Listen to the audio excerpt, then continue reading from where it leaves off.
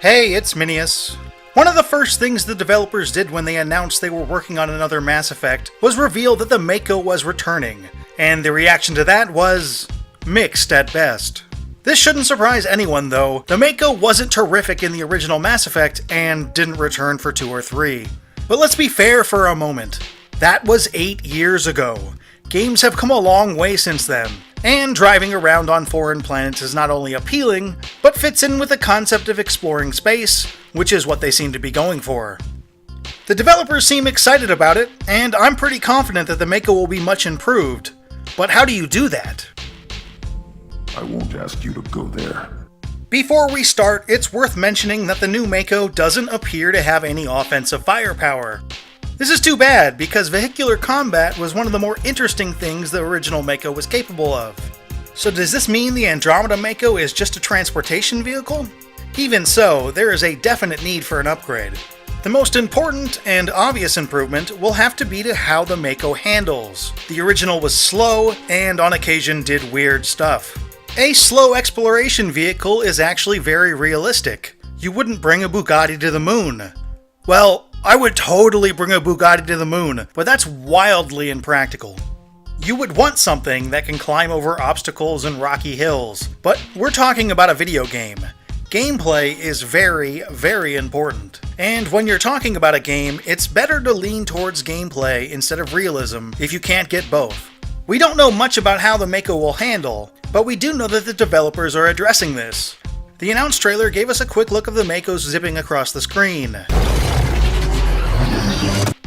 And on the back of the Mako, there are rocket boosters, which should increase speed and fun. But how the Mako handles can only take you so far. You need to have stuff you can do in it, which comes down to the environments you can explore. First off, if you've got a vehicle that can move fast, you need to have an explorable area that's large enough to play in. Given how large open worlds have gotten in a lot of recent AAA titles, I don't think this will be an issue, but developers will have to find a balance between gigantic areas and having enough places to go to.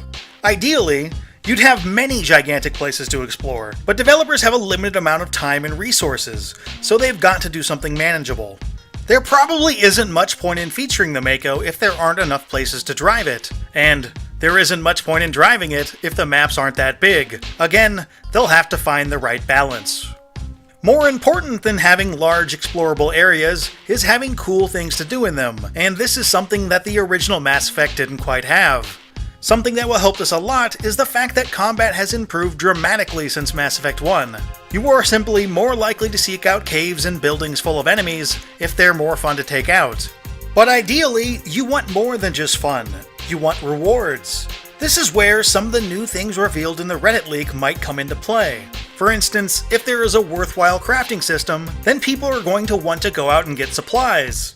Perhaps you'll be able to take your Mako and find mines filled with pirates or creepy aliens, and be able to go in, clear them out, and bring in your own people to start digging for materials for you to use.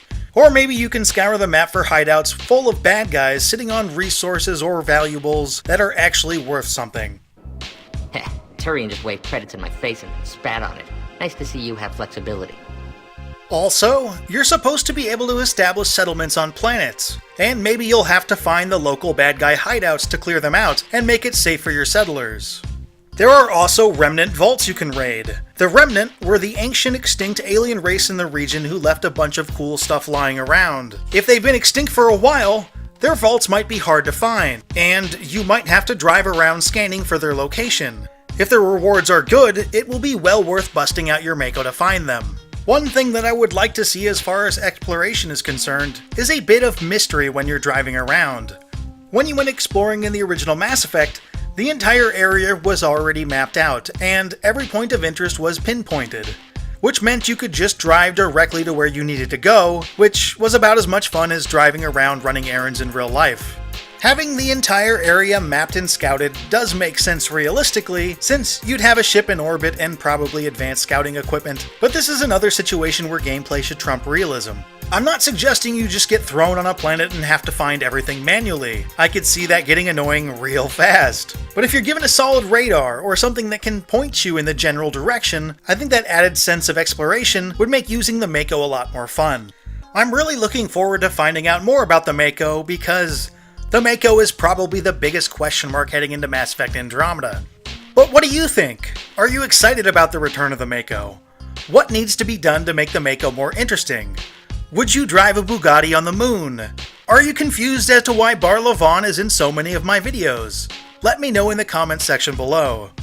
Again, if you like this video, please give it a like. It really helps out the channel. Keep an eye on Minius GC for more Mass Effect videos, but for now... I should go.